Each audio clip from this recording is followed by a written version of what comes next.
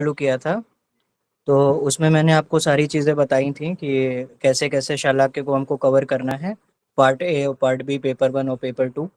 और उसमें हमने कल तक जितनी चीज़ें कवर की थी वो यूट्यूब पे अपलोड हो चुका है। तो जो भी आज फर्स्ट डे आ रहा है वो वहाँ से उसको फॉलो अप ले सकता है। आज हम उसके आगे का कंटिन्यू करेंगे। आज सेकंड ट्रायल क्लास है और आज लास्ट क्लास है ट्रायल का।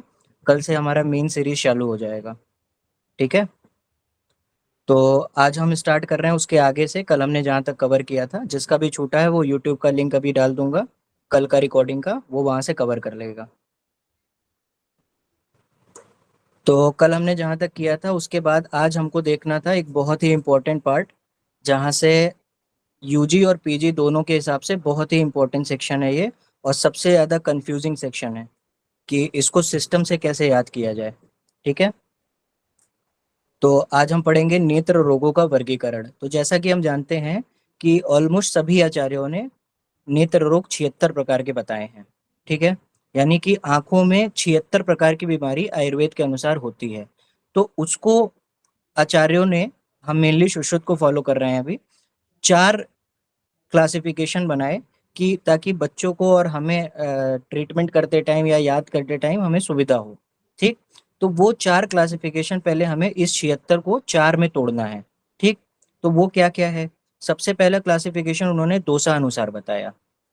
फिर दूसरा क्लासिफिकेशन अधिष्ठान अनुसार बताया। दोषा अनुसार का मतलब कि ये 76 में कौन से वातज हैं, कौन से पित्तज हैं, कौन से कफज हैं। ठीक, इस हिसाब से। फिर अधिष्ठान अनुसार मतलब कि किस पार्ट ऑफ आई में ये बीमारी हो रही है। उसके बाद तीसरा क्लासिफिकेशन उन्होंने बनाया साध्यता असाध्यता अनुसार, यानी कि ये जो 76 प्रकार की बीमारी है इसमें कितने साध्य हैं और कितने असाध्य हैं। और चौथा क्लासिफिकेशन बनाया चिकित्सा के बेसिस पे। ठीक है, तो एक एक करके हम डिस्कस करेंगे जो भी चीजें दी हुई है। जैसे देखो, सबसे पहला वाला जो दिया हुआ है, हम यहाँ पे पढ़ रहे हैं दोषा अनुसार। ठीक, दोषा अनुसार को अभी सिर्फ फोकस करो, बाकी सब कुछ छोड़ दो। तो हमें पता होना चाहिए कि 76 प्रकार में कौन कितना है। तो जैसे हम देख पा रहे हैं कि वातज में 10 प्रकार की बीमारी होती है, यानी कि 76 में से 10 जो है वो वातज होती हैं, 10 पित्तज होती हैं, और 13 जो है वो कफज होती है, 16 जो है वो रक्तज होती है, और सन्निपातज 25 प्रकार की होती हैं, और ये बाह्या 2 प्रकार की होती है। ठीक, तो इसको याद करने का आसान सा तरीका क्या है? आप सीक्वेंस में लिख दो वातज, पित्तज, कफज, रक्तज, सन्निपातज, जैसे हम पूरा लिखते आए हैं आज तक। ठीक, उसके बाद आप 10-10 से स्टार्ट करो। पहले में 10 डालो, दूसरे में 10 डालो, दूसरे में तीसरे में 10+3 कर दो, चौथे में 10+6 कर दो। तो इसको आप लिख करके जब प्रैक्टिस करोगे तो ये टेबल आपको लॉन्ग टर्म के लिए रिटेन हो जाएगा। तो वातज हो गया 10, पित्तज हो गया 10, कफज हो गया 10+3, रक्तज हो गया 10+6, सन्निपातज हो गया 25, और बाह्य जो होता है वो 2 होता है। ठीक, ये हमने देख लिया दोषा अनुसार 76 प्रकार का जो डिजीज है उसका क्लासिफिकेशन दोष के अनुसार।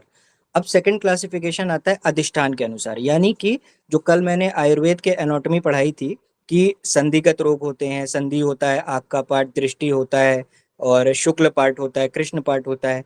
तो उस स्पेसिफिक पार्ट में कितनी बीमारियां आयुर्वेद के हिसाब से पॉसिबल हैं, उसके हिसाब से आचार्यों ने उस अधिष्ठान के अनुसार क्लासिफिकेशन बनाया है। तो ये जो आप बाह्य बाह्य देख रहे हो ये आपको सब में कॉमन मिलेगा। तो ये मैं आपको बाद में पढ़ाऊंगा कि ये बाह्य 2 बीमारियां होती कौन सी हैं, लेकिन इसको हर क्लासिफिकेशन में रखा गया है। ठीक, तो बाह्य तो 2 वही वाली हो गई जो दोषा में थी। इसके अलावा देखो, जो मैंने पढ़ाया था कृष्णगत पार्ट, उसमें 4 प्रकार की बीमारी सिर्फ हो सकती है। शुक्लगत जो सफेद पार्ट ऑफ द आई होता है उसमें 11 प्रकार की बीमारी हो सकती है। जो संधियां मैंने कल पढ़ाया था, नक, अपांग और जो बाकी जो 4 और थे, उसमें 9 प्रकार की बीमारी हो सकती है। वर्तम में सबसे ज्यादा 21 प्रकार की बीमारियां पॉसिबल हैं, और दृष्टिगत में 12 प्रकार की बीमारियां पॉसिबल हैं। इसके अलावा सर्वगत रोग जो होता है वो 17 प्रकार का होता है। तो सबसे इंपॉर्टेंट अगर इन चारों में मैं बोलूं तो वो यही वाला क्लासिफिकेशन अधिष्ठान अनुसार सबसे इंपॉर्टेंट होता है। ठीक है, और इसी से आपको पूरा सब कुछ याद रखना है, यहीं से सबसे ज्यादा क्वेश्चन यूजी पीजी में पूछे जाते हैं। फिर तीसरा क्लासिफिकेशन आता है साध्यता असाध्यता अनुसार। तो ये सिंपल सा, इसका क्या मतलब होता है कि जो 76 प्रकार की बीमारी है उसमें टोटल 52 बीमारियां साध्य हैं जिसको हमको चिकित्सा करनी है। ठीक, याप पे होती हैं 7 प्रकार की, यानी कि जब तक मेडिसिन चलेगी तब तक पेशेंट ठीक रहेगा। और 17 बीमारियां ऐसी हैं जिसको हमको टच नहीं करना है, वो असाध्य होती हैं। ठीक, तो ये हो गया आपका साध्यता साध्यता अनुसार। उसके बाद आता है चिकित्सा भेद। तो चिकित्सा भेद से हमें पता है कि चिकित्सा में हमारे आयुर्वेद में क्या लिखा गया है, सर्जरी में जब आप शल्य तंत्र पढ़ते हैं तो उसमें लिखा गया है ना, छेदन वेदन लेखन वेदन। तो ये सर्जरी के तरीके होते हैं ना, छेदन वेदन यानी कि एक्साइज करना, इंसाइज करना, फिर लेखन मतलब स्क्रैपिंग करना, वेदन मतलब पंक्चरिंग करना, राइट। तो इसके बेसिस पे बताया है कि 11 बीमारियां ऐसी होती हैं जो छेदन साध्य होती हैं, यानी कि वो तब ठीक होंगी जब आप उसमें छेदन करोगे। 5 बीमारियां भेदन साध्य होती हैं, 9 बीमारियां लेखन साध्य होती हैं, 15 बीमारियां जो हैं वो वेधन साध्य होती हैं, और 12 बीमारियां ऐसी होती हैं जो अशस्त्रकृत होती है, यानी कि जिसमें हमको सर्जरी नहीं करनी है, मेडिसिन से इसको ठीक करना है। 7 बीमारियां याप्य होती हैं और असाध्य। ये वाला डेटा तो यहीं से लिया गया है, ये यहाँ से और यहाँ से ये सेम है। ठीक, तो हमें मेनली क्या याद रखना है, छेदन 11 हो गया, भेदन 5 हो गया, लेखन 9 हो गया, वेधन 15 हो गया। ठीक है, इसके बाद अब इसका इंपॉर्टेंस क्या है इस टेबल का, इसी को ध्यान में रखते हुए आपका जो पेपर 1 का जो आई वाला पार्ट है, यहाँ से सारे क्वेश्चंस बनते हैं और आपको सारा बीमारी इसी 4 क्लासिफिकेशन के अनुसार अपने दिमाग में मेमोराइज करना है और परमानेंटली डालना है। ठीक है, क्वेश्चन कैसे बनता है, यूजी में आपसे ऐसे नहीं क्वेश्चन पूछेगा। हो सकता है कि लॉन्ग क्वेश्चन में आपको पूछ ले कि आप इसका पूरा क्लासिफिकेशन बताइए, यानी कि लॉन्ग क्वेश्चन में नेत्र रोगों का वर्गीकरण करिए, ठीक है, या 5 नंबर में अलग से पूछ लेगा, तब तो आपको एज इट इज ये टेबल बना देना है। पीजी में कैसे क्वेश्चन पूछता है, पीजी में आपसे क्वेश्चन पूछ लेगा कि नेत्र रोगों के वर्गीकरण में रक्तज वाला सपोज ये है, तो रक्तज बीमारियां कितनी होती हैं, और उसमें 4 ऑप्शन दे देगा कि 20 होती हैं, कि 16 होती हैं, कि 13 होती हैं। तो आपको पता है रक्तज 16 होती हैं, तो आप 16 पे टिक कर दोगे। फिर डायरेक्ट क्वेश्चन आता है कि शुक्लगत बीमारी कितनी होती है, तो आपको 11 पे टिक कर देना है। तो इन नंबर्स का बहुत इंपॉर्टेंस है, और ये मान के चलिए बहुत कंफ्यूजिंग है, हम कंफ्यूज हो जाते हैं किसमें कितना था। तो इसीलिए एग्जामिनर जो पीजी का पेपर बनाता है वो कंफ्यूजिंग वाले एरिया से क्वेश्चन जरूर पुट करता है। तो हमको ये नंबर्स एज इट इज याद होने चाहिए। ठीक है, अब ये याद कैसे होगा, इसको याद करने का एक ही सिंपल सा तरीका है कि आप इसको, मैं ये नहीं कहूंगा अभी आपके पास टाइम है, आप इसको 4 क्लासिफिकेशन है तो 4 दिन लेकर के एक रफ कॉपी लीजिए, और उस रफ कॉपी पे एक, जैसे आज आपने फर्स्ट डे उठाया तो सिर्फ दोषा अनुसार आप नोट कर लो, और उसके बाद में फिर ऐसे आप लिख लो वातज पित्तज कफज रक्तज और सन्निपातज बाह्य, और फिर इसको आप 4-5 बार प्रैक्टिस कर लो। फिर जब आपको लगे कि ये आपका लर्न हो गया है, फिर आप अगले दिन या उसी दिन सेम डे आप दो क्लासिफिकेशन एक साथ याद कर सकते हो। अधिष्ठान अनुसार है, इसको आप एक कॉपी पे रखो, उसके बाद में फिर उसको ये नंबर्स लिख करके याद कर लो। और भी हम लोग क्या करते थे पीजी की प्रिपरेशन के टाइम पे, कि इसका हम वॉलपेपर लगा लेते थे एक दिन के लिए, और जब मोबाइल फोन खोलते थे तब तब हमें ये चीज दिखती थी। तीसरा तरीका है, आप अपने दीवार पे जहाँ पे आपका स्टडी रूम है वहां पे पेस्ट कर लो। मतलब जितनी बार आप इसको देखोगे उतना आपके दिमाग में ये छपता जाएगा। आप सोचोगे कि एक दिन में ये पूरा सब कुछ याद हो जाए, तो कभी भी याद नहीं होगा। और ये बहुत इंपॉर्टेंट है, इसको बिना याद किए आपका काम नहीं होने वाला है शालाके का, ना यूजी में ना पीजी में। ठीक, अब जैसे इसमें देखिए छोटा सा एक ट्रिक है कि छेदन भेदन लेखन भेदन, इसको आप ऐसे याद रख सकते हो कि छेद भेद के लेवे, ये देखो नीचे लिखा हुआ है। तो छेद मतलब छेदन, भेद मतलब भेदन, के लेवे, लेवे मतलब ले से लेखन और वे से वेदन। ठीक, और उसके बाद इसको आप ऐसे फ्लो फ्लो में याद कर लो राइमिंग में, 11 5 9 15, 11 5 9 15, ऐसे 4-5 बार बोलोगे तो आपको याद हो जाएगा। तो इसको आपको किसी भी तरीके से याद करना है। ठीक, और अगर याद करने में प्रॉब्लम आएगी तो आप मुझे बताना, मैं आपको याद करा दूंगा। ठीक, तो ये इसका बहुत इंपॉर्टेंस है, इसी के बेसिस पे अभी हम आगे पूरा चैप्टर पढ़ेंगे, मैं आपको दिखाऊंगा कैसे उसको पढ़ना है। तो ये टेबल हो गया। ठीक, अब अगला टॉपिक एक हमारा आता है छोटा सा, कि योग रत्नाकर आचार्य हैं, इन्होंने हमारे नेत्र रोगों के लिए कुछ चीजें पथ्य और अपथ्य बताई हैं। ठीक, तो ये भी आपको जानकारी होनी चाहिए, ये आपका एक तो जब आप ओपीडी करोगे तो वहां पे आपके काम आएगी। दूसरी चीज, हो सकता है कि आपके क्वेश्चन में ये डायरेक्ट रख के पूछ ले कि योग रत्नाकर के अनुसार पथ्य अपथ्य का वर्णन करें, कोई एक पार्ट रख के पूछ सकता है। तो आपको जानकारी होनी चाहिए, और इसमें कोई भी रॉकेट साइंस नहीं है।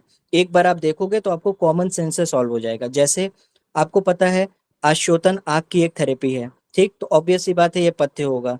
लंघन ऑलमोस्ट हर एक डिजीज का क्या इलाज होता है आयुर्वेद में कि आप फास्टिंग कर लो। जब आप फास्टिंग करते हो तो हमारी बॉडी पूरा कंसंट्रेट करती है, उसको डाइजेशन वगैरह में मेहनत नहीं करनी पड़ती है, तो वो खुद हील करने के प्रोसेस में लग जाती है, तो उसको आसानी होती है। तो आप लंघन करते हो। अंजन तो सबको पता है कि आंख से रिलेटेड चीज है, राइट।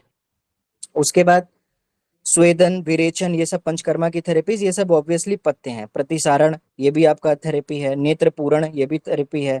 नस्य, नस्य आपको पता ही है, नासा ही शीर्षोद्वारम, ठीक है। तो आप नाक में चीजें डालते हो तो वो आपके ऊपर पूरे ब्रेन के एरिया में जाती है, सिर में जाती है, तो ऑटोमेटिकली वो उस पर इफेक्ट करेगी। फिर रक्त मोक्षण, इम्प्योरिटी जो भी ब्लड का है उसको निकालोगे तो फिर उसका इफेक्ट उस पर पड़ेगा आंखों पे। शल्य क्रिया, ऑब्वियसली जब सर्जरी की कंडीशन होगी तो शल्य पथ होगा। तो ऐसे ऐसे करके बेसिक सी चीज दी हुई है। देखो, मन की शांति दी हुई है, यानी कि जो पेशेंट डिप्रेस्ड है तो उसकी आंखें कमजोर हो जाएंगी, तो उसको मन की शांति अगर कराई जाए, थेरेपीज दी जाए, तो उसकी आंखों पे भी असर पड़ेगा। गुरु की पूजा की जाए। नारी का दुग्ध, ये बहुत इंपॉर्टेंट है, ये आपको याद रखना है, ठीक है। क्योंकि कुछ ही जगहों पर नारी के दूध का प्रयोग आयुर्वेद में बताया गया है, जिसमें एक जगह ये है कि नेत्रों के लिए नारी का दूध पथ्य होता है। इसलिए ये क्वेश्चन एग्जाम में पीजी वगैरह में पूछ लिया जाता है कि जैसे आप पढ़ते हो ना कि विभिन्न विभिन्न जानवरों के दूध के इम्पोर्टेंस होते हैं, तो उसी तरह नारी जो इंसान का दूध है वो भी एक बीमारी में ठीक किया जा सकता है, आंखों में उसका यूज किया जाता है। उसके बाद द्राक्षा, मधु, चंदन, कपूर या फिर सभी तिक्त एवं लघु पदार्थ, ये सारी चीजें उसमें काम करती हैं। क्यों ये सभी तिक्त क्यों लिखा हुआ है? क्योंकि देखो, हमने पढ़ा है कि हमारी आंखों को कफ से भय रहता है, तो कफ को जो तिक्त पदार्थ होते हैं वो काटते हैं, ठीक है। इसीलिए आपको कुछ नहीं समझ में आ रहा है, कोई आई का पेशेंट आया है और आपसे पूछ रहा है कि सर, आजकल होता है ना ओपीडी में पेशेंट आता है तो कहता है कोई परहेज है क्या, तो आपको पता ही नहीं है, आंख का आपका पेशेंट आया हुआ है, वो परहेज पूछ रहा है, आप उसको क्या ही परहेज बता पाओगे अगर आपको ये बेसिक्स नहीं पता है। तो आपके दिमाग में इतना रफली आइडिया है कि तिक्त चीजें आंखों की बीमारी में फायदा करती हैं, तो आप उसको कोई भी तिक्त पदार्थ जो भी, जैसे कोई सब्जी है या कोई औषधि है जो तिक्त नेचर की है, आप उसको प्रेस्क्राइब करो, वो ब्लाइंडली उसको काम करेगा, राइट। तो ये फायदा होता है अच्छे से पढ़ने का। उसके बाद क्या चीजें अपत्य हैं? तो बेसिक सी चीजें हैं, जो भी मेंटल चीजें हैं, लाइक साइकोलॉजिकल, यानी क्रोध करेगा तो उसकी आंखें खराब होगी, शोक करेगा तो खराब होगा। अति मैथुन, आधाड़ी वेग तो हर जगह कॉमन है। उसके बाद दांत देर तक घिसना, ये देखो जो मैंने टिक किया है ये थोड़े से इंपॉर्टेंट पॉइंट्स हैं, ये आपको याद रखना है। कुछ लोग होते हैं ना, वो जब बैठे रहते हैं तो उनके कुछ रिफ्लेक्सेस होते हैं जो उनकी आदत बन जाती है, जैसे हाथ हिलाना, पैर हिलाना। कुछ लोगों का दांत घिसने का आदत होता है, स्पेशली जब वो गुस्से में होते हैं, तो उसका इफेक्ट आंखों पे पड़ता है, ठीक। उसके बाद वो जब आपके पेशेंट आपकी ओपीडी में आएगा, उतने देर में आपको उसकी पर्टिकुलर रिफ्लेक्स शो हो जाएगी, अगर आप अच्छे से ऑब्जर्व कर रहे हो। तो आप उसको मना कर सकते हो, भाई इसको बंद करो, क्योंकि ये भी एक निदान है, उसका निदान परिवर्जन होगा तो वो भी फायदा करेगा उसके ट्रीटमेंट में। फिर स्नान करना आंखों के लिए पथ्य है, रात में भोजन करना अति अपत्य है। उसके बाद में फिर अति बोलना, अति अम्बू पान करना। अब देखो, बहुत कॉमन सा सेइंग है, लोग कहते हैं पानी पियो बहुत ज्यादा, राइट। लेकिन कोई भी चीज का जब आप अति में सेवन करते हो तो वो नुकसानदायक होता है। ऐसा एक पानी एक सिंपल सी चीज है, लोगों को बहुत लगता है पानी बहुत पीना चाहिए, लेकिन देखो जब कोई पेशेंट है आई डिसऑर्डर का, उसको अति अम्बू पान हमारे आचार्यों ने मना कर रखा है, राइट। उसके बाद एक और मिसकंसेप्शन है कि जो अंकुरित चना आदि चीजें होती हैं, लाइक जो स्प्राउट्स होता है, लोगों की आदत होती है, उसको लोग हेल्दी समझते हैं कि किसी भी कंडीशन में खा सकते हैं, मॉर्निंग के ब्रेकफास्ट में स्पेशली। लेकिन देखो यहाँ पे सीधा सीधा मना किया हुआ है कि अंकुरित चना नहीं खाना है। तो जब आप पेशेंट की हिस्ट्री लोगे, वो बोलेगा कि मैं, आप पूछोगे आप क्या डाइट लेते हो, बोलेगा सुबह सुबह अंकुरित चना मैं भिगो के खाता हूँ, तो आपको मना करना है उस चीज को, नहीं तो बीमारी नहीं ठीक होगी। तीसरा देखो कितना इंपॉर्टेंट चीज है, ऑलमोस्ट सबको पता है लेम लैंग्वेज में कि मछली जो होती है वो आंखों के लिए पथ्य होती है, लेकिन यहाँ पर सीधा सीधा योग रत्नाकर ने इसको अपत्य कैटेगरी में डाल रखा है, जबकि हमें पता है कि मछली के खाने से आंखें तेज होती हैं, ठीक है।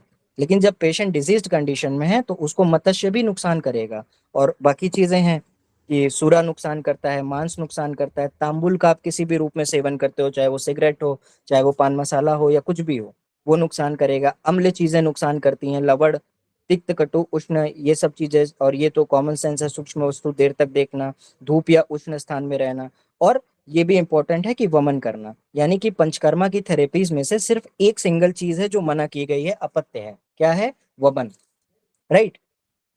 और जबकि वमन का ही जो भाई है विरेचन, उसको हमने देखा यहाँ पर कि उसको पथ्य में डाला है आचार्यों ने। तो यहाँ से क्वेश्चन बन सकता है, क्योंकि आप कंफ्यूज हो जाओगे कि क्या था इसमें क्या था इसमें, राइट। तो जो वमन है वो अपत्य है और जो विरेचन है वो पथ्य है। ठीक है, तो ये पंचकर्मा की दो चीजें हैं, यहाँ से क्वेश्चन बन सकता है। तो ऐसे आपको एक बार इस टेबल को आप दो बार देखोगे तो आपको आपके मेमोरी में ये रिटेन हो जाएगा, राइट। इसके बाद ऊपर हमने योग रत्नाकर का ये टेबल देखा। अब दो लोगों के और स्कूल ऑफ थॉट्स आए, किसके किसके, भाव प्रकाश के और राजनिघंटु के। इन्होंने क्या बोला, भाव प्रकाश कहते हैं कि गौमूत्र गोधूम तेल चक्षुष्य होता है। चक्षुष्य का मतलब होता है जो नेत्रों के लिए लाभदायक है, राइट।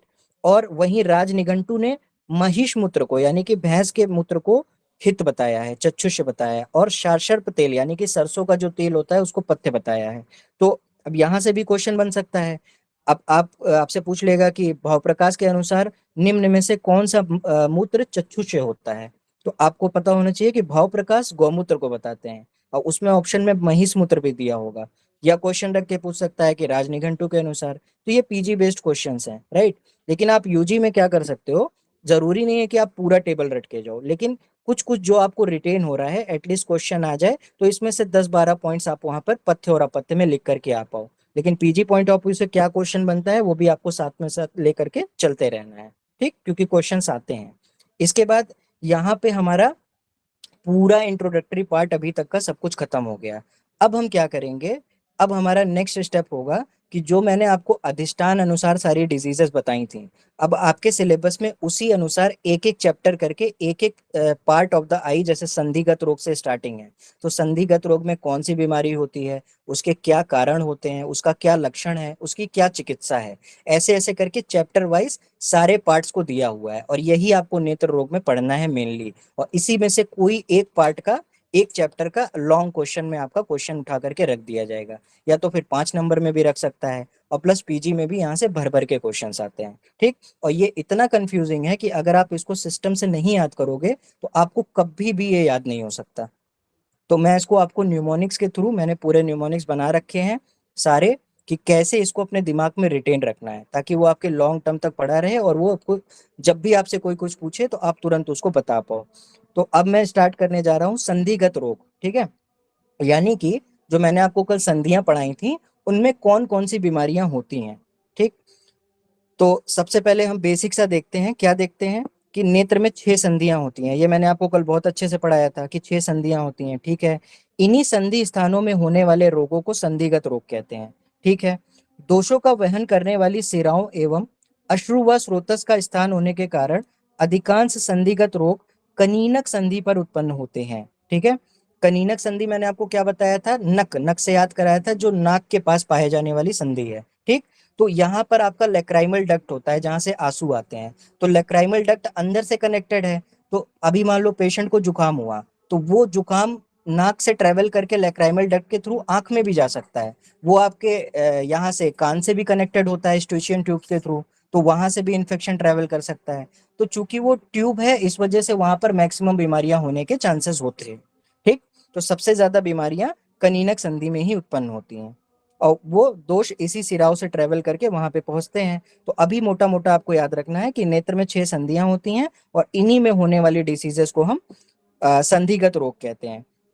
अब हमने, मैंने तुम्हें बताया कि नेत्र की संधियों में टोटल 9 प्रकार के रोग होते हैं। तो अब हमें क्या क्या चीजें, इन 9 प्रकार को कैसे क्लासिफिकेशन किया गया है कि वो 9 व्याधियों के नाम क्या हैं, वो व्याधि है तो उसमें कौन सा दोष डोमिनेंट है, उसका चिकित्सा क्या बताया गया है, और वो संधिगत रोग में भी किस संधि पर हो रहा है, किस अधिष्ठान पे हो रहा है, राइट। 6 संधियों में किस संधि पे हो रहा है। तो इस बेसिस पे आपको याद करना है, इसको मैं अभी के अभी आपको याद करा दूंगा, थोड़ा सा कंसेंट्रेट करना बस, ठीक। तो हम ये नाम देख पा रहे हैं कि क्या क्या दिया हुआ है। व्याधि का नाम देखो, पहले ये वाला सेक्शन देखो, पुएलास, उपना, पित्तस्राव, कफस्राव, रक्तस्राव, और पुयस्राव, परवड़ी, अलजी, कृमि ग्रंथि, राइट। तो इसको आप कैसे याद रख सकते हो, इसके लिए मैंने एक ट्रिक बनाया है। ये क्लियर नहीं आया है, इसको आप नोट कर लेना।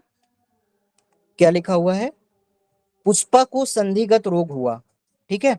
PUSPA को संधिगत रोग हुआ, ठीक है। ये देखो, पुष्पा को संधिगत रोग हुआ। तो पी से क्या है, पी से है आपका पुएलास, ठीक, ये हो गया आपका पी। यू से है आपका उपना। फिर एस से आपका ये 4 प्रकार का स्राव हो गया, ठीक है।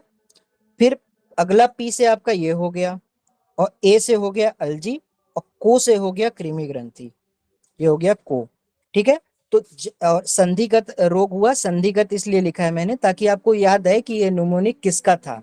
तो अब आपसे आज के बाद कोई भी पूछेगा कि संधिगत डिजीजेस कौन कौन सी होती हैं, तो आपको अगर ये न्यूमोनिक सिंपल से याद है कि पुष्पा को संधिगत रोग हुआ, तो आप उसके नाम आसानी से डिकोड कर पाओगे। पहला है पुएलास, दूसरा है उपना, और 4 प्रकार के स्राव हैं। और इसमें आपको स्राव याद करने का तरीका क्या है, बस इतना याद रखो, वातज में कोई स्राव प्रकार नहीं बताया गया है। पित्त स्राव होता है, कफ स्राव होता है, और रक्तस्राव होता है, और पूय स्राव होता है, राइट। तो इसको मैंने एस बनाया है। इसके बाद परवड़ी होती है, अलजी होती है, और कृमि ग्रंथि होती है। तो पहले आपने ये याद कर लिया न्यूमोनिक के थ्रू, ठीक। इसके बाद आप क्या याद कर रहे हो, इसके दोष। तो इसको दोष याद करने का क्या तरीका है कि आप देख रहे हो कि इसमें जो पुएलास है, और जो आपका पूय शराब है, और जो अलजी है, ये तीनों आपके क्या हैं, त्रिदोषज हैं, ठीक है। मैं क्लियर कर देता हूं इसको, स्क्रीन को, ठीक। तो पुएलास आपका त्रिदोषज है, और पूय श्राप, तो इसको आप ऐसे याद कर लो कि जो पूय होता है, पस होता है, ठीक है। तो पस में तो सारी चीजें इन्वॉल्व होती है ना, कई चीजों की गंदगी होती है, तो ऑब्वियस सी बात है कि उसको आप सन्निपातज कह दोगे, ठीक। उसमें आप कंफ्यूज नहीं होना कि पूय है तो फिर पस है तो पित्तज होगा, नहीं। पूय मतलब आप हमेशा याद रखना कि पूय मतलब कि पस है, और पस कई चीजों से मिलके बना होता है, ठीक। तो उसमें आप तुरंत ऑटोमेटिकली डाल देना त्रिदोषज होता है। तो दो तो पूय पूय वाले त्रिदोषज हो गए। और अलजी को याद करने का क्या तरीका है, अलजी में आ रहा है ऑल, अगर हम इसको मॉडर्न में लिखें तो ए डबल एल करके लिख सकते हैं, और ऑल से आपको क्या याद आ जाएगा कि इसमें ऑल दोष है, यानी कि त्रिदोष है, राइट। तो ये इजीली आपको तीनों चीजें डिकोड हो गई। इसके बाद आप क्या याद करोगे, अब देखो बहुत इजी है। उपना, उपना केवल आप देख रहे हो कि पूरे में सिर्फ उपना एक ऐसा है, और कृमि ग्रंथि ऐसा है, और ये वाला जो कफज है, तो आप बस उपना को याद रखो, कफज है, ठीक। बाकी जो श्राव वाले हैं, इनके नाम में ही इनका दोष छिपा हुआ है। पित्त श्राव पित्तज होता है, कफ श्राव कफज होता है, रक्त श्राव रक्तज होता है, और पूय मैंने आपको पहले ही बता दिया कि त्रिदोषज होता है, ठीक। फिर आपका आता है परवड़ी। परवड़ी जो होती है आपकी, वो रक्तज होती है, सिर्फ यही एकलौती है रक्तस्राव के बाद जो रक्तज होती है। उसके बाद अलजी में ऑल आता है तो त्रिदोषज हो गया, और कृमि ग्रंथि कफज होती है, ठीक है। तो इसको आप ऐसे याद रख सकते हो, कफ कफ मतलब आलसी, और ऐसे याद कर लो, आलसी लोगों को कीड़े पड़ जाते हैं, ठीक है। तो कभी नहीं भूलोगे। तो कृमि ग्रंथि किसमें होगी, जो आलसी होगा, आलस किसका नेचर है, कफ का नेचर है, राइट। तो ऐसे आप प्रैक्टिस करोगे तो ये आपका याद हो जाएगा। इसकी आपको रिकॉर्डिंग मिलेगी, एक बार और रिकॉर्डिंग सुन लेना, तो ये आपका पूरा ट्रिक आपको याद हो जाएगा। तो हमने नाम याद कर लिए न्यूमोनिक के थ्रू, और को रिलेट करके हमने इसके दोष याद कर लिए। अब आपको क्या याद करना है कि इसका चिकित्सा सूत्र क्या है, और एक एक चीज से क्वेश्चन आएगा। अगर आपका लॉन्ग क्वेश्चन आता है तो आपसे डायरेक्ट पूछा जाएगा कि संधिगत रोगों के व्याधियों के नाम लिखते हुए उनकी दोष, चिकित्सा सूत्र एवं अधिष्ठान लिखिए, ठीक है। इसी में लक्षण भी ऐड कर देगा। तो आपको जब ये टेबल याद रहेगा छोटा सा, तो आप एक लॉन्ग क्वेश्चन को सिर्फ एक छोटे से टेबल से आप एक्सपेंड करके पूरा सब कुछ 4 पेज का आंसर लिख सकते हो, बशर्ते आपको ये पूरा टेबल याद होना चाहिए, ठीक है। तो हमने दोष याद कर लिए, व्याधि के नाम याद कर लिए। अब हम देखते हैं कि चिकित्सा सूत्र क्या है। तो चिकित्सा सूत्र में सबसे सिंपल सा, पहले आप 4 चीजें याद करो कि ये जो मैंने स्राव वाली चीजें बताई हैं चारों, तो संधि में ये चारों प्रकार के स्राव जो हैं वो असाध्य हैं, ठीक है। इतना चीज हमने याद किया। और इसी के साथ साथ एक और याद कर लो कि जो अलजी होता है वो असाध्य होता है, ठीक। तो ऐसे याद कर लो, अलजी मतलब आलसी, ठीक है। या फिर ऐसे याद कर लो कि अलजी में ऑल आ रहा है, तो जब ऑल ऑल तरीके से हमारी आई में डिजीज हो गई, तो फिर वो असाध्य हो जाएगी ना। तो इस दोनों तरीके में से कोई एक तरीका रख के आप याद कर लो कि असाध्य होता है अलजी। तो टोटल 5 चीजें असाध्य हो गई, ठीक है, चारों प्रकार के स्राव और ये अलजी। तो हमने ये 5 चीजें तो निपटा दी, अब सिर्फ बचा 4 चीज। तो इसको फिर अब देखो, जो पहला वाला है पुएलास, ठीक है। पुएलास में क्या कह रहा है, वेदन करना है, ठीक। तो वेदन मतलब क्या होता है, पंक्चर करना, यानी कि छेद करना, ठीक। तो इसको ऐसे याद रख सकते हो, पुएलास में लाश आ रहा है, लाश मतलब डेड बॉडी, तो डेड बॉडी को हम क्या करते हैं, पंक्चर करते हैं। आपने सुना होगा कि जो जानवर होते हैं, स्पेशली लाइक डॉल्फिन वगैरह होती हैं, वेल मछलियां होती हैं, तो जब वो समुद्र से बाहर आकर के फिक जाती हैं तो उनकी बॉडी गैस बनाती है, और वो गैस से उनकी बॉडी जो है फूल जाती है, तो वो ब्लास्ट तक करती है। इसको आप यूट्यूब पे देखना, आपको दिखेगा कि वेल मछली जब ब्लास्ट करती है तो एक बम के धमाके जैसा वो होता है, सीन होता है। तो उसमें लाश को आप ऐसे याद करो कि लाश को हमें पंक्चर करना होता है, ठीक है, ताकि उसमें से वो ब्लास्ट ना करे। ऐसे आप याद कर सकते हो। इसके बाद लाश को हमने वेधन कर दिया, ठीक है, वेध दिया। इसके बाद वेधन के बाद उपनाह में भेदन करते हैं, ठीक है। इसको आपको खाली याद रखना पड़ेगा, उपनाह में वेधन करते हैं। और परवड़ी छेदन करते हैं। तो आपने माझी पे माझी मूवी देखी होगी ना, जिसमें उसकी वाइफ मर जाती है तो वो पूरे पर्वत को छेद डालता है। तो आप वहां से इसको अपने दिमाग में बैठा लो कि पर्वत को छेदना है, ठीक है, तो परवड़ी को हमने छेद दिया, ठीक है।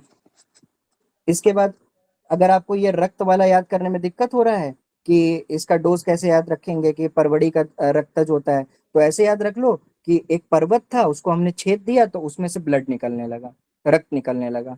तो पर्वत को छेदा तो रक्त निकला, तो पर्वत और छेदन इसका चिकित्सा हो गया, और रक्त निकला मतलब कि उसका दोष क्या है, रक्तज है, क्योंकि सिर्फ एक यही है जिसका आप दोष भूलते हो।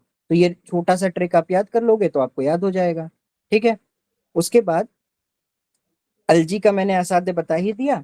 और जो कृमि ग्रंथि होती है उसमें हम भेदन कर्म करते हैं, ठीक है, कृमि ग्रंथि को हम भेदते हैं, ठीक है। ये आपको याद करना पड़ेगा। तो ये आपकी हो गई चिकित्सा पूरी की पूरी, ठीक है, इस टेबल में चिकित्सा सूत्र। तो इसको आप ऑडियो सुन के दोबारा से, जो मैंने बीच बीच में निमोनिक्स बताए हैं, इसका आपको पीडीएफ मिलेगा। इसका पीडीएफ का आप ऑब्वियसली प्रिंट आउट कराओगे, तो उसको पेंसिल से या पेन से वहीं पे अपना ट्रिक लिख लेना जो मैंने बताया है, ताकि आप रिवीजन करो तो खट से आपको याद हो जाए, ठीक है। इसके बाद चौथा इसमें इंपॉर्टेंट पॉइंट क्या याद करना है हमें, अधिष्ठान।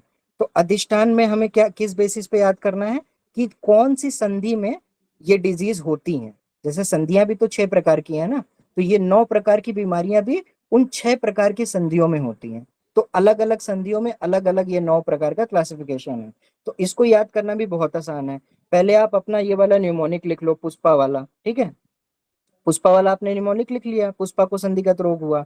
इसके बाद अधिष्ठान में आप क्या करो कि जो उपनाह है, ठीक है, उपनाह को पहले आप लिख लो कृष्ण दृष्टिगत संधि में ये होता है। इसकी एक ट्रिक लिखी हुई है यहाँ पर देखो, क्या, यूपी पर कृष्ण की दृष्टि रहती है। क्यों? क्योंकि यूपी में उसका उनका जन्म स्थान है, राइट। उनका मथुरा वृंदावन सब कुछ यूपी में ही तो है, उनकी सारी स्टोरी यूपी से रिलेटेड है। तो यूपी से कृष्ण भगवान को अलग ही लगाव है। तो यूपी यानी कि उपनाह पर कृष्ण की दृष्टि रहती है, तो कृष्ण की दृष्टि रहती है, से कृष्ण दृष्टिगत रोग हो गया। तो आपने उपनाह का आपने अधिष्ठान याद कर लिया। उसके बाद देखो बहुत इजी है। अब जो पुष्पा वाला बाकी का जो बचा, राइट, पुएलास, उपनाह, पित्त श्राव, कफ श्राव, रक्त श्राव, पुय श्राव, ये सभी 6 नंबर तक जो है कनीनक संधि में केवल पाई जाती है। जो नाक के पास वाली संधि थी, ये 6 डिजीजेस कनीनक में होती है। तो ये आपके लिए बहुत आसान हो गया याद करना। अब केवल बची क्या, परवड़ी, अलजी और कृमि ग्रंथि। तो देखो इसको आपको बस याद करना पड़ेगा कि जो परवड़ी और अलजी होती है वो शुक्ल कृष्णगत दृष्टि संधि में होती है, ठीक। तो एक आप याद कर लो, दूसरा अपने आप हो जाएगा। और जो कृमि ग्रंथि है, इसको याद करने का सबसे आसान तरीका क्या है कि अब आप अपने आंख को इमेजिन करो, इस फिगर को देखो जो मैं बना रहा हूं, ठीक है। ये आपका आंख है, ठीक है, ये आपका आंख है। और आंख के पे जो आपकी ये होती है पलकें होती हैं, ठीक। तो जब आप पलकों को ऐसे फोल्ड करके, यानी कि जो आईलिड है उसको फोल्ड करते हो, तो अंदर आपको लाल लाल दिखता है, ठीक। तो अगर मान लो मुझे आपके आंखों में कीड़े को छुपाना है, ठीक है, या कीड़ों को खुद से आपकी आंखों में छुपना है, तो वो कौन कहाँ पे छुपना प्रेफर करेंगे, जहां पे उनको एक स्पेस मिले, ठीक है।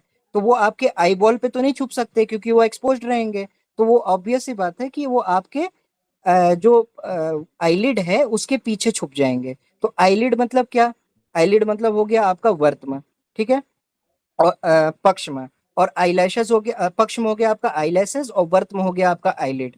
तो आईलिड में ही आपके आईलैशेस अटैच रहते हैं, तो उसको जब आप पीछे देखोगे तो वहां पर कीड़े छुप जाएंगे। और किसी पार्ट में तो कीड़े नहीं छुप सकते ना। तो इसको इजीली आप याद कर सकते हो कि कीड़ों को छुपना होगा तो वो पक्ष्म और वर्तम के बीच में जा करके छुप जाएगा। तो ये तो आपको ऐसे ही याद हो गया और कॉमन सेंस से। और बाकी आपको परवड़ी और अलजी, ये आपको शुक्ल कृष्ण गति याद रखना है। ठीक है। तो ये आपका पूरा संधिगत रोग का, समझ लो मैंने 80% काम करा दिया। अभी मैं आपको सिखाऊंगा कि कैसे इस टेबल से आप कोई भी लॉन्ग क्वेश्चन आता है उसको आप सॉल्व कर पाओगे। ठीक है, अभी मैं बताऊंगा। तो मुझे अभी आप लोग ये बता दो कि जितने लोग अभी ऑनलाइन हैं, क्लास कर रहे हैं, कि क्या मैं इसको एक बार और रिपीट कर दूं या किसी को कोई डाउट है इसमें, किसी भी पॉइंट में। अपना माइक ऑन करके मुझे बता दो इसमें कोई भी एक पार्ट ऐसा है जो मैं दोबारा एक्सप्लेन कर दूं इस टेबल से।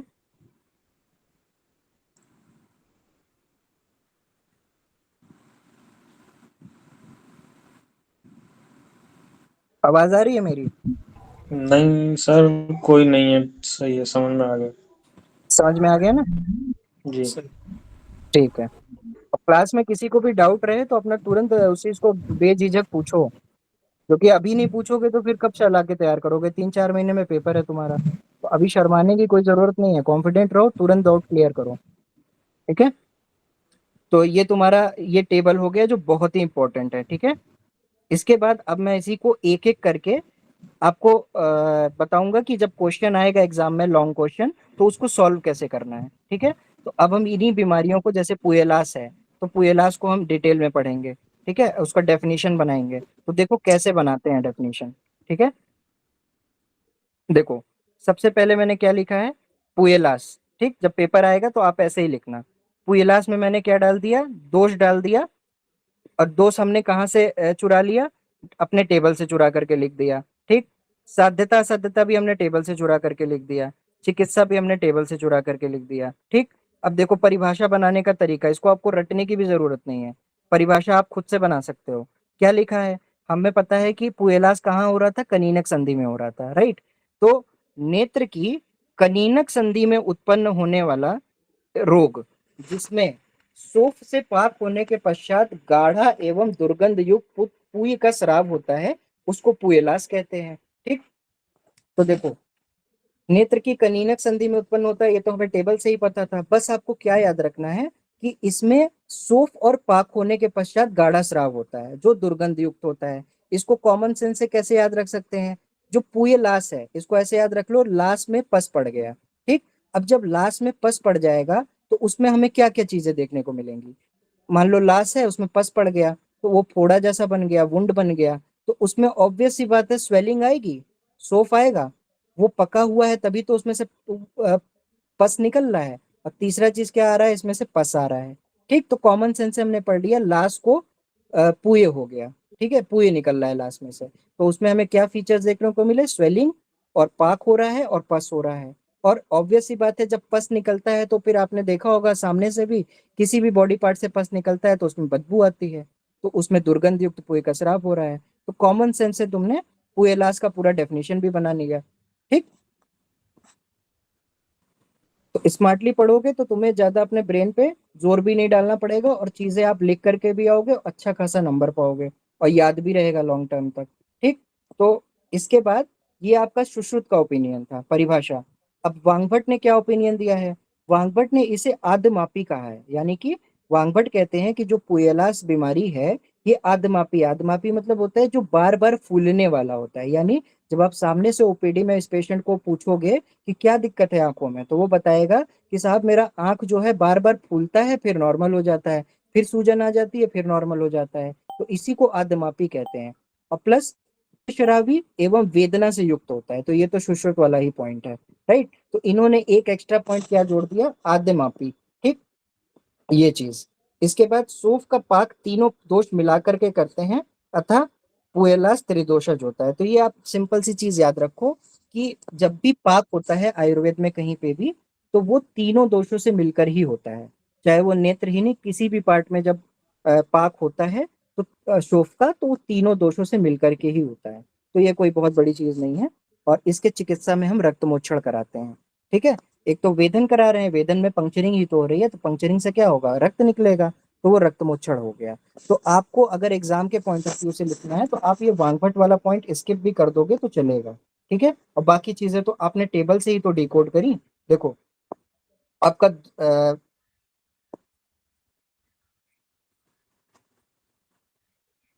देखो मैं बताता हूँ, आपका दोष जो था वो भी टेबल में था, साध्यता साध्यता भी टेबल में थी, ठीक है, साधता साधता भी टेबल में थी, चिकित्सा भी टेबल में था, कनीनक संधि में होता है ये भी टेबल में था। ये मैंने ट्रिक से बता दिया कि कैसे याद रखना है कि इसका फीचर क्या है, पाक हो रहा है, गाढ़ा है, दुर्गंध है, ठीक है। वांगभट का पॉइंट याद रखना चाहो तो अभी याद रखो, वरना ये पीजी में काम आता है, ठीक है। फिर सौंफ का पाक तीनों प्रकार से होता है, ये तो आप हमेशा ही याद रखो, पूरे आयुर्वेद में यही लिखा हुआ है। और इसकी चिकित्सा में ये चीजें दी हुई हैं। तो इसको अगर आप केवल ये वाला चिकित्सा भी लिख देते हो कि वेदन एवं रक्तमोक्षण कराते हैं और अंजन कराते हैं, तो ये कॉमन आप हर एक में लिख सकते हो। जो टेबल में है बस वो वाला एक पॉइंट जरूर ऐड करना। उसके अलावा आप ऐसे घपले कर सकते हो यूजी यूजी में कि ये चीजें चिकित्सा में कराई जाती हैं, ठीक। तो ये आपका एक बीमारी तैयार हो गया। इसके बाद हम आते हैं अगले उस पे। और हाँ, आधुनिक मतानुसार इसको एक्यूट डेक्रियोसिस्टाइटिस कहते हैं, ठीक।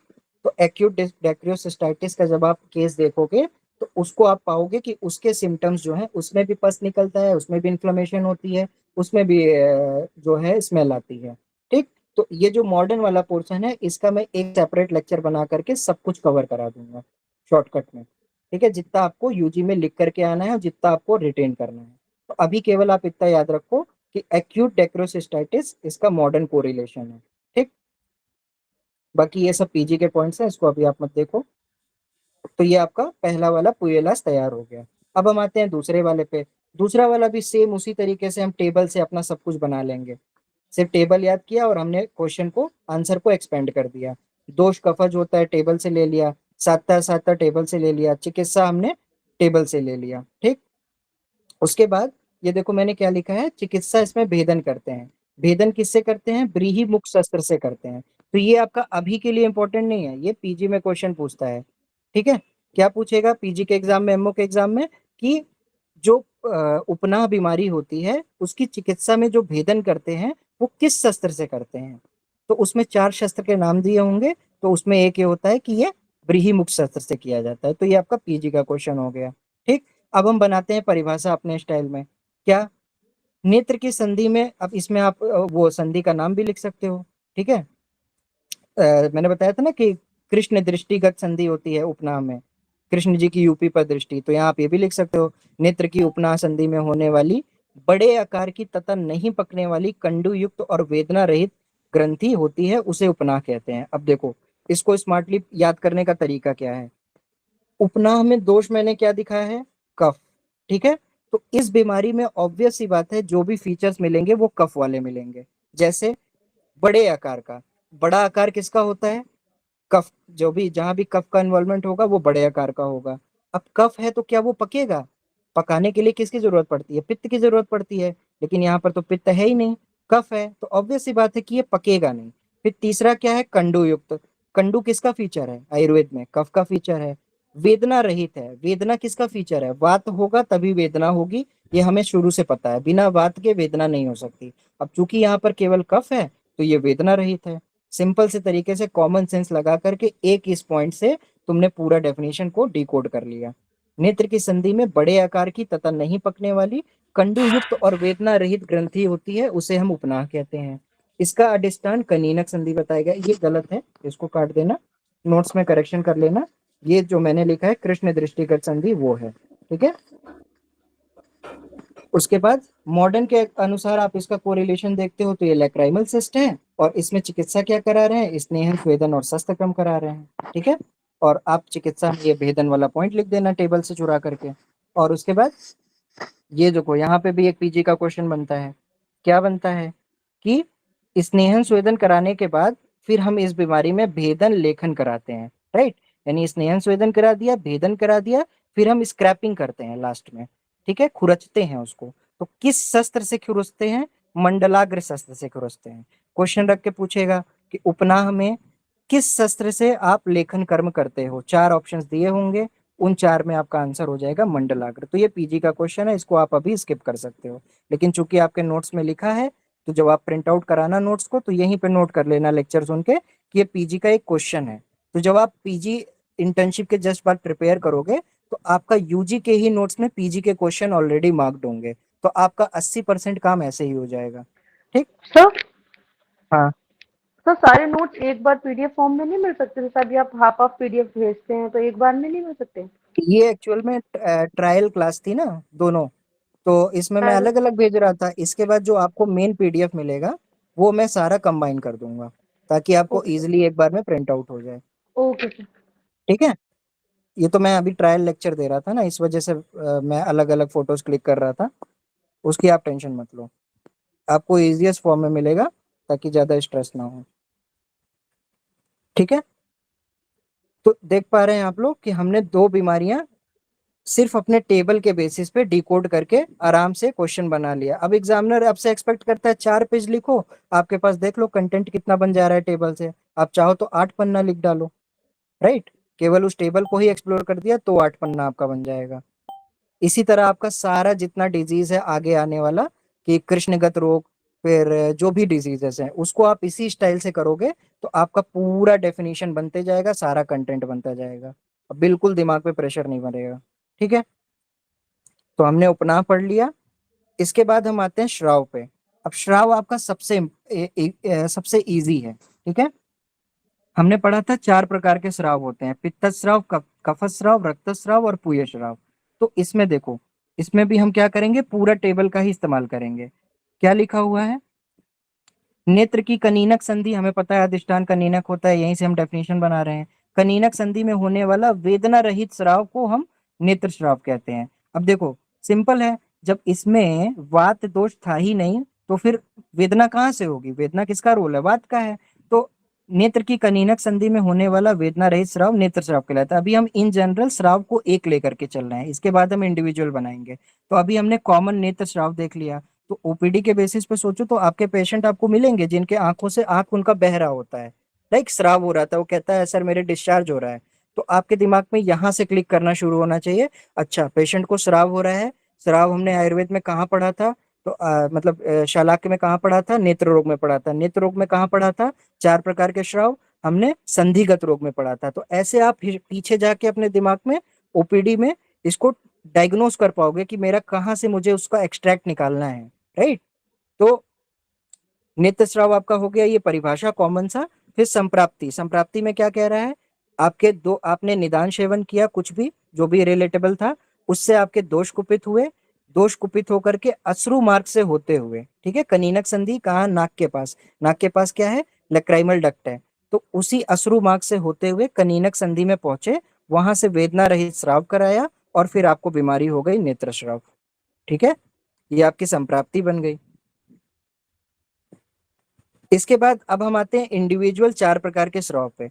बहुत ही आसान है, एक बार देखोगे देखते ही याद हो जाएगा, ऐसे वे में लिखा गया है इसको। पित्त स्राव, श्लेष्मा स्राव, रक्त स्राव, पूय स्राव, राइट। तो पित्त स्राव में आपको ऐसे सिंपल सा लिख देना है, दोष पित्त होता है, साध्यता सतता में असाध्य होता है। मैंने पहले ही बताया 4 प्रकार के जो हैं वो असाध्य हैं। और सबसे आसानी की चीज क्या है, कि जब असाध्य है तो भैया हमें चिकित्सा ही नहीं करनी है, दवाई ही नहीं है इसकी, तो आपका चिकित्सा वाला बर्डन ही खत्म हो गया। और परिभाषा आप अपने लैंग्वेज में भी बना सकते हो। नेत्र की संधि में पीत वर्ड का, अब पित्त स्राव है तो ऑब्वियस सी बात है पीत वर्ड का होगा। पित्त का नेचर होता है उष्ण, तो उष्ण होगा, कोई भी चीज उष्ण होगी तो उसको वो पतला कर देगी। जब गर्मी में आप किसी भी चीज को रखते हो तो वो पतला हो जाता है, तो श्राव भी पतला हो जाएगा। तो नेत्र की संधि में पीत वर्ड का उष्ण तथा पतला श्राव होता है, उसे हम पित्त श्राव कहते हैं। कॉमन सेंस से हमने डेफिनेशन बना लिया, और आपका ये एक पॉइंट निपट गया। इसके बाद सेम ट्रिक हम अपनाएंगे कफस्राव में। कफस्राव में क्या लिख दिया हमने? टेबल से दोष लिख दिया, साता साता चिकित्सा। नेत्र की संधि में कफ का नेचर होता है श्वेत, कफ का नेचर होता है पिच्छिल, कफ का नेचर होता है गाढ़ा, और वात है नहीं तो वेदना रहित स्राव होता है, इसे हम कफस्राव कहते हैं। फिर तीसरा है तुम्हारा रक्तस्राव। इसमें भी सेम स्टाइल में हमने बनाया, दोष होता है रक्त, साता साता असाध्य, चिकित्सा करनी नहीं है।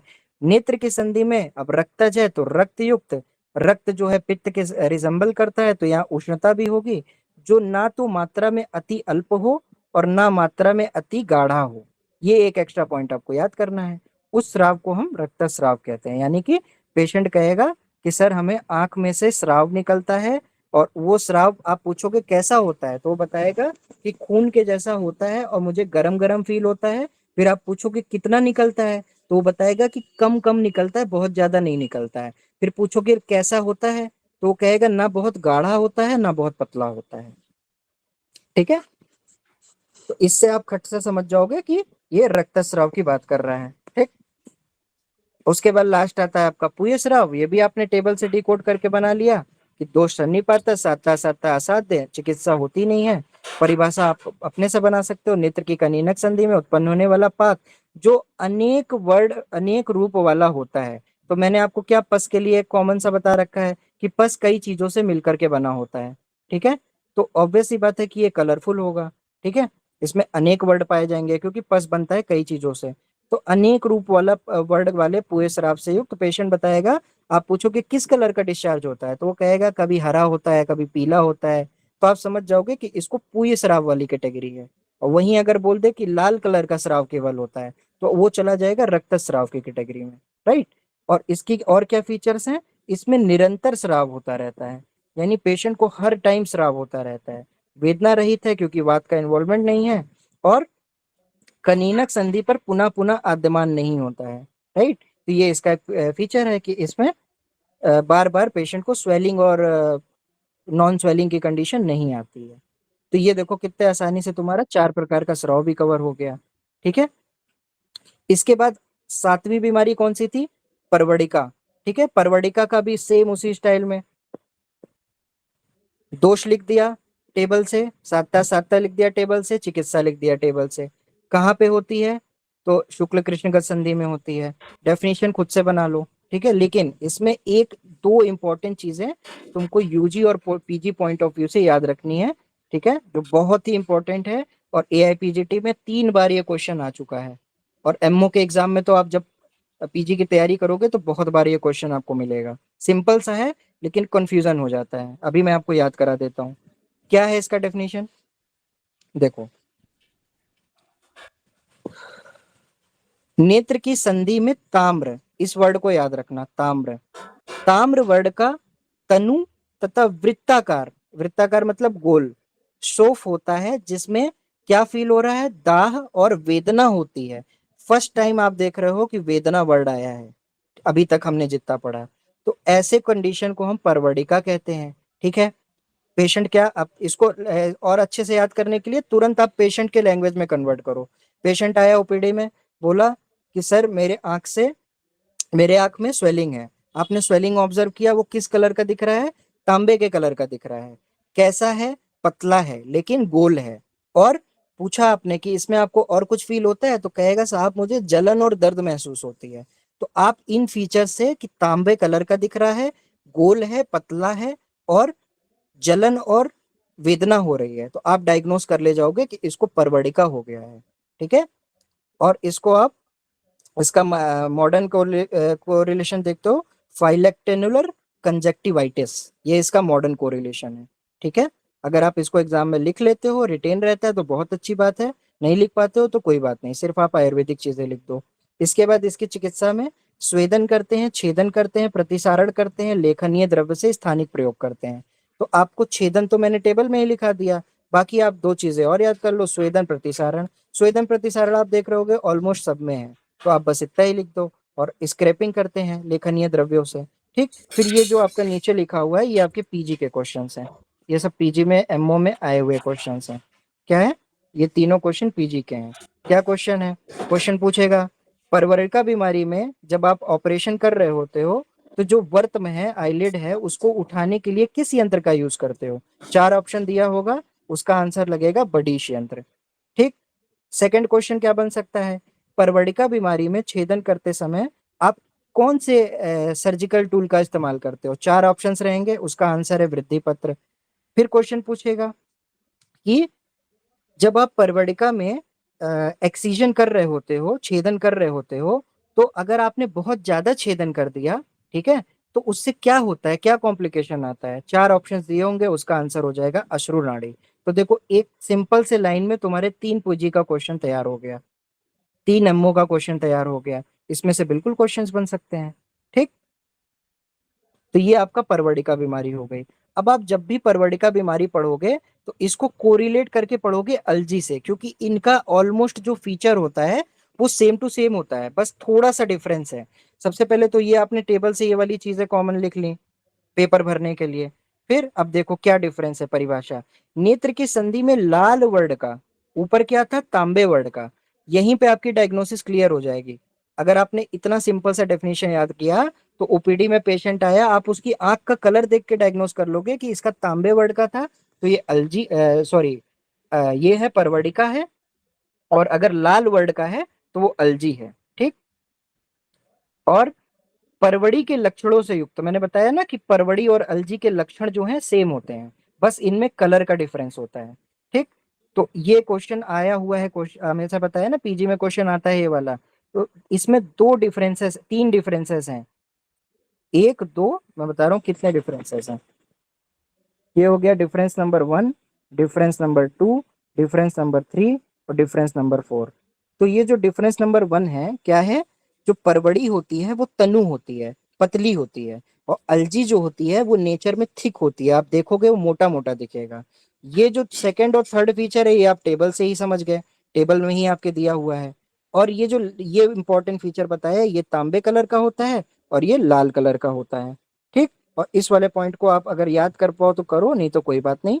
कि विदेह आचार्य थे शालाक्य के, उन्होंने एक और फीचर बता दिया कि जो परवर्डिका है इसको आप देखोगे तो ये अंकुर के समान दिखेगा, और जो अलजी है वो गौस्तनाकार दिखेगी, गाय के स्तन के जैसे दिखेगी। ठीक, ये याद रहे तो ठीक, नहीं तो कोई बात नहीं। तो इसमें आपको बस मेनली ये याद रखना है कि परवर्डिका और अलजी आपस में कोरिलेटेबल हैं, इनके फीचर्स मैच करते हैं, बस दो तीन डिफरेंसेस हैं, तांबा कलर और लाल कलर, और तनु और वो थिक होती है। और इसके बाद एक साध्य होता है, एक असाध्य होता है, एक रक्तज होता है, त्रितोषज होता है। आपका ये बीमारी आसानी से याद हो गया, और यहाँ से ऑलमोस्ट हर बार क्वेश्चन आता ही आता है।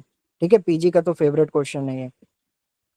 इसके बाद लास्ट आता है आपका कृमि ग्रंथि। ठीक है, उसके बाद ये चैप्टर आपका कवर हो गया, और होपफुली अगर आप इस लेक्चर के बाद एक बार इसका प्रिंट आउट करा करके इस लेक्चर को एक बार और सुनोगे तो ये चैप्टर आपका 10 मिनट के अंदर में तैयार हो जाएगा। ठीक है, इसको भी हम सेम स्टाइल में करते हैं। दोष हमने टेबल से ले लिया, साता साता टेबल से ले लिया, चिकित्सा टेबल से ले लिया, कौन सी संधि में होता है टेबल से ले लिया। परिभाषा बनाते हैं।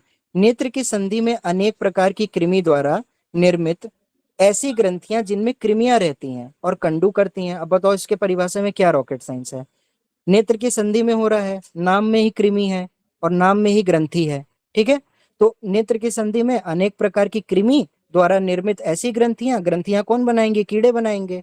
और क्यों बनाएंगे, क्योंकि उनको वहां पे घर बना के रहना है, और जब कीड़े रहेंगे तो खुजली होगी, कंडू होता है। तो इस बीमारी को हम क्या कहते हैं, कृमि ग्रंथि कहते हैं। इसके दो भेद होते हैं, क्या भेद होता है, पक्ष्म वर्तमगत संधि कृमि ग्रंथि और वर्तम शुक्लगत संधिगत कृमि ग्रंथि। ठीक है, ये दो प्रकार का जो है कृमि ग्रंथि होता है, इसका भेद होता है। बस आपको ये दोनों चीजें याद रखनी है, या इन दोनों संधियों की व्याधि है। ठीक, तो ये आपका हो गया इतना चीज। तो इतने में हमारा आज का पूरा लेक्चर कंप्लीट हो गया। ठीक है, एक बार मैं आपको हेडिंग हेडिंग बताता हूँ आज हमने क्या क्या पढ़ा। नेत्र रोगों का वर्गीकरण पढ़ लिया कि 76 प्रकार को हमको कैसे क्लासिफाई करके पढ़ना है। ठीक, 4 क्लासिफिकेशन पढ़े हमने। योग रत्नाकर के अनुसार आंखों के डिजीजेस अगर किसी को हुए हैं तो उसको आप क्या परहेज बताओगे, क्या पथ्य बताओगे, ये पढ़ा हमने। फिर हमने चैप्टर्स ये पढ़ा कि संधिगत रोग जो होते हैं वो कितने होते हैं, कौन से होते हैं, हमने टेबल का पढ़ा न्यूमोनिक के थ्रू, कौन से दोष हैं, चिकित्सा क्या है, उनका नाम क्या है, कहाँ कौन सी संधि में हो रहा है। फिर हमने इंडिविजुअली उसको पढ़ा कि किस बीमारी का क्या डेफिनेशन है, क्या कैसे डेफिनेशन बनाना है, क्या कैसे करना है। तो इसी स्टाइल में मैं आपको, जैसे मैंने आपको ये पढ़ाया है ना संधिगत रोग, तो इसी स्टाइल में आगे के जो चैप्टर्स हैं कि कृष्णगत रोग 4 होते हैं, उसमें मैं आपको पूरा कंटेंट दूंगा सेम वे में कि उसको 4 बीमारियों को क्या कैसे टेबल बताना है, कैसे न्यूमोनिक बनानी है, कैसे डेफिनेशन बनाना है। शुक्लगत का बताऊंगा, संधिगत का तो हो ही गया, वर्त्म का 21 बताऊंगा, दृष्टि का बताऊंगा, सर्वगत का बताऊंगा। ठीक है, तो इसी के नाम पे ही आपके चैप्टर्स हैं, और इसमें से ही आपका एक लॉन्ग क्वेश्चन 100 नंबर में से फिक्स रखा हुआ है, कोई भी एक आपसे पूछ लेगा। तो अगर आप इसको अच्छे से सिस्टमेटिक नहीं याद रखोगे तो आपका सब कुछ मिक्स हो जाएगा और आप उस क्वेश्चन को नहीं कर पाओगे। ठीक है, तो इसी का आगे आपका अगला चैप्टर आएगा शुक्लगत, फिर आएगा आपका ये शुक्लगत, कृष्णगत, वर्तमगत, ये चैप्टर वाइज आता जाएगा। फिर जब ये आपका खत्म हो जाएगा फिर हम पढ़ेंगे चिकित्सा, एक कॉमन चिकित्सा जो क्रियाकल्प नाम से है। उसमें हम ये देखेंगे कि आयुर्वेद में टोटल अगर आप शालाक्य तंत्र के स्पेशलिस्ट बनते हो, ईएनटी डॉक्टर बनते हो आयुर्वेद के, तो आपके पास कौन कौन सी थेरेपीज हैं जिससे आप आंख की डिजीजेस को कवर करते हो। और यकीन मानिए एलोपैथ से अच्छा ट्रीटमेंट आयुर्वेद के पास है। ग्लोकोमा तक के केसेस को आयुर्वेद के स्पेशलिस्ट डॉक्टर जो बहुत अच्छे हैं वो उसको ट्रीट कर ले जा रहे हैं, जिसमें एलोपैथी फेल हो जा रही है, कह रही है कि इसका ऑपरेशन से भी नहीं संभव है, अब पेशेंट आपका अंधा ही रहेगा। तो अगर आप अच्छे से पढ़ते हो तो आप उसको ये सब चीजें पढ़ के आप उसका ट्रीटमेंट कर पाओगे। आई के डिसऑर्डर के भर भर के आपके मार्केट में पेशेंट्स पड़े हुए हैं। ठीक है, और आप जनरल प्रैक्टिशनर भी बनोगे तो भी आप इन चीजों को अप्लाई कर पाओगे। और मैं शुरू से डे वन से कह रहा हूँ कि पढ़ने का स्टाइल ऐसा होना चाहिए कि सिर्फ आपको सेमेस्टर पास नहीं करना है, आप डॉक्टर बनने के लिए पढ़ रहे हो। तो ऐसा पढ़ो कि आपकी थ्योरी भी तैयार हो, आपका पीजी का भी पॉइंट्स कवर हो, और आपका ओपीडी भी तैयार हो, ताकि जब आप बीएमएस पास करके निकलो तो अपने मोस्टली कॉमनली सीनियरों की तरह ऐसा ना हो कि आप कहीं जा रहे हो तो वहां आपकी बेइज्जती हो जा रही है कि आपको ना मॉडर्न आता है ना आपको आयुर्वेद का ट्रीटमेंट आता है ना आपको डिजीजेस का कुछ आइडिया है। तो मैंने अपना नोट्स और अपना पढ़ाने का स्टाइल ऐसा ही रखा है कि तीनों चीजें आपकी तैयारी होंगी। आपका ओपीडी बेसिस भी तैयार होता जाएगा, आपका यूजी का भी थ्योरी तैयार होता जाएगा, और आपका पीजी का भी थ्योरी तैयार होता जाएगा। तो ये हमारा आज का पूरा ओवरऑल लेक्चर था, और ये मेरा सेकेंड ट्रायल था, और इसका भी आज आपको रिकॉर्डिंग यूट्यूब पे मिल जाएगा, यूट्यूब की लिंक आपके ग्रुप में पड़ जाएगी, आप उससे फर्स्ट और सेकेंड लेक्चर दोनों देख सकते हो। और कल 1 तारीख से हमारा फ्रेश बैच चालू होगा। 15 दिन में मैं आपका पूरा शलाक्य का पेपर 1 और पेपर 2 सब कुछ खत्म कराऊंगा, और इसके आपको नोट्स मिलेंगे और लाइव लेक्चर की आपको रिकॉर्डिंग मिलेगी। जो बच्चे इसका सब्सक्रिप्शन लेंगे, जो बच्चे इसकी फीस देंगे, उनको उसकी रिकॉर्डिंग मिलेगी। वो चीज़ यूट्यूब पे नहीं होगी, उसकी रिकॉर्डिंग आपको अलग से मिलेगी, और प्लस नोट्स मिलेगा बना बनाया, और उसको आप कवर कर सकते हो। 15 दिन में आपका शलाक के सब्जेक्ट तैयार होकर के रख जाएगा। फिर आपको अगर पसंद आएगा शलाक का, आपको लगेगा कि हाँ वर्थ इट था, मेरे को सब कुछ समझ में आया, तो मेरे पास पूरे फाइनल ईयर के सब्जेक्ट्स के सारे सब्जेक्ट्स के नोट्स इसी स्टाइल में बन करके तैयार हैं। तो यकीन मानिए जब आप सब कुछ पढ़ करके निकलेंगे तो आपका यूजी में भी क्लियर पास हो जाओगे, इंटर्नशिप में भी काम आएगा, ओपीडी में भी काम आएगा, और पीजी में भी काम आएगा। सर तो आप अगर केसी पढ़ाएंगे क्या? केसी में लास्ट में देखूंगा, अभी मैं इसके बाद रिसर्च सब्जेक्ट पढ़ाने जा रहा हूँ। तो रिसर्च में भी बच्चों का मेरे पास आया था कि रिसर्च के मेरे कॉलेज में टीचर्स अच्छे नहीं है, या फिर उनको पता ही नहीं है कि इसको पढ़ना कैसे है या कौन सी बुक प्रेफर करनी है। अच्छा, तो रिसर्च अपने चालाकी के लिए कौन सी बुक प्रेफर करनी चाहिए?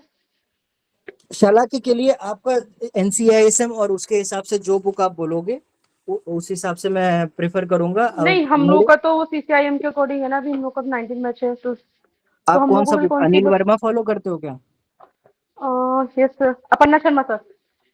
हाँ तो अपर्णा, देखो कंटेंट सब में सेम ही लिखा होता है, बस ये राइटर्स अलग होते हैं, राइट। तो जब आप नोट से हम्म। पढ़ोगे तो आप कोरिलेट कर लोगे, आपको कंटेंट समझ में आ गया, तो आप अपनी बुक से कुछ कुछ पॉइंट्स देख करके ऐड कर सकते हो। मेरा जो नोट्स है वो अनिल वर्मा पे बेस्ड है, लेकिन जो ये आपके चाहे अपर्णा हो चाहे अनिल वर्मा हो, इन्होंने जो किताब लिखी है वो संहिता से ही लिखी है ना। जी।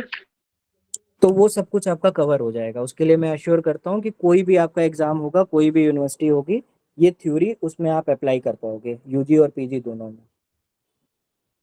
और अगर आपको लगता है कि आपका कोई टॉपिक छूट रहा है जो मैंने कवर नहीं किया है, तो वो आप मुझे पर्सनल मैसेज कर देना, उस टॉपिक का मैं आपको नोट्स बना करके उसको तैयार करा दूंगा, चाहे वो मॉडर्न हो चाहे आयुर्वेद हो। ठीक है, ओके सर, क्योंकि थैंक यू सर। आपके पास टाइम कम बचा हुआ है, 3 से 4 महीने में पेपर है। और अगर आप बहुत ज्यादा डेप्थ में घुसने की अब कोशिश करोगे कि मैं बुक भी पढ़ लूँ, मैं संहिता भी पढ़ लूँ, मैं नोट्स भी पढ़ लूँ, तो आप यकीन मानिए आपका टाइम खत्म हो जाएगा, आप 2 सब्जेक्ट भी नहीं खत्म कर पाओगे। अभी टाइम क्या है, स्मार्टली पढ़ो और चीज़ों का बैगेज खत्म करो। ऑलरेडी आप लोगों का, अभी मैं भी इस ज़ोन से गुज़रा हूँ कभी ना कभी, तो मुझे पता है कि लास्ट के 3-4 मंथ में, फाइनल ईयर में बहुत प्रेशर होता है क्लियर पास होने का। तो शालाक्य तो फिर भी एक मीडियम लेवल का सब्जेक्ट है। अभी आपका काया चिकित्सा वेट कर रहा है, जो समुद्र है अपने आप में, खत्म ही नहीं होता है। अभी आपका रिसर्च है जो हवा ही नहीं लगता है। अभी आपको शल्य पढ़ना है, पंचकर्मा पढ़ना है। तो अगर आप एक ही सब्जेक्ट का पूरा घुस जाओगे कि बुक भी पढ़ लें, ये भी पढ़ लें, तो आपका कुछ भी कवर नहीं होगा। अगर आप ये चीज़ लेते हो जो मैं पढ़ा रहा हूँ, तो एटलीस्ट 15 दिन में आपका इतना तैयार हो जाएगा कि आप 70 टू 80% मार्क्स स्कोर कर ले जाओगे सिर्फ इस नोट से, राइट? और जब आपका ये कवर हो जाएगा, तैयार हो जाएगा, फिर तभी तो आप बाकी सब्जेक्ट पे फोकस कर पाओगे और तैयारियां कर पाओगे। तो डेप्थ में पढ़ने का आप टाइम नहीं है। बाकी आपको कोई एक्स्ट्रा टॉपिक है जो नहीं समझ में आ रहा है, वो आप बेझिझक मुझसे आप मेंशन करिए, मुझे मैसेज करिए, मैं उसका नोट्स बना करके आपको प्रोवाइड कर दूंगा और उसको मैं लेक्चर में अटेंड भी कर दूंगा। ठीक है? और किसी को कोई क्वेरी है तो पूछिए।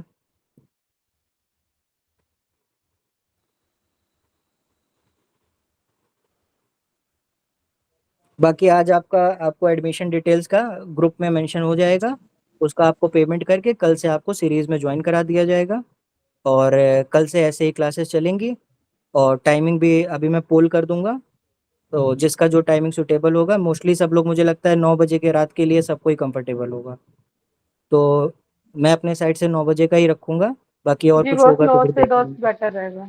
हाँ, तो उस टाइम पे क्योंकि ऑलमोस्ट हर कोई फ्री रहता है, तो उसी में पढ़ाऊंगा। और अगर आप लोगों को क्लास पसंद आई है, पढ़ाने का स्टाइल अच्छा लगा है, नोट्स अच्छा लगा है, तो आप लोग इसका सब्सक्रिप्शन बाई करके अपना सीरीज कंप्लीट करो, 15 दिन में एक सब्जेक्ट पूरा तैयार करके रख दो। और फिर रिव्यूज अच्छे रहेंगे तो मैं अगले सब्जेक्ट पे वर्क करूंगा, उसको भी ऐसे ही लिमिटेड टाइम में आपका कवर करा दूंगा विथ नोट। ठीक है? आज के लेक्चर में किसी को कोई डाउट है? आकांक्षा, वैष्णवी, वर्षा, अमीशा, हिमानी, बुद्धेश्वर, नो सर। सौरभ, सुहेल, पंकज, अनुज। तो नेक्स्ट सब्जेक्ट काय चिकित्सा रख लीजिएगा। रिसर्च तो छोटा है तो वो हो जाएगा, आई थिंक काय चिकित्सा में थोड़ा टाइम टेकन है। देखो, काय चिकित्सा में बहुत टाइम लगेगा, तो मेरा ये कहना है कि एटलीस्ट जो तुम्हारे पहले हल्के हल्के सब्जेक्ट हैं या जो मीडियम लेवल के हैं, उनको तुम करके अपना बैगेज क्लियर कर लो, और फिर तुम पूरा फोकस्ड होकर के सिर्फ काय चिकित्सा पे पढ़ो। काय चिकित्सा काय चिकित्सा क्योंकि तुम्हारा बहुत ही इंपॉर्टेंट सब्जेक्ट है हर एक मामले में, उसी के बेसिस पे तुम डॉक्टर भी बनोगे, तो उसको रिलैक्स माइंड से पढ़ो तो ज्यादा सही है। ठीक है? जी सर। माइक ऑफ कर लो, किसका माइक ऑन है?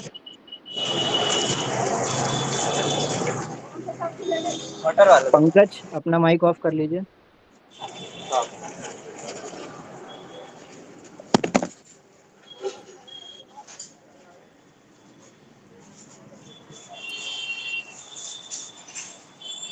पंकज, अपना माइक ऑफ कर लीजिए।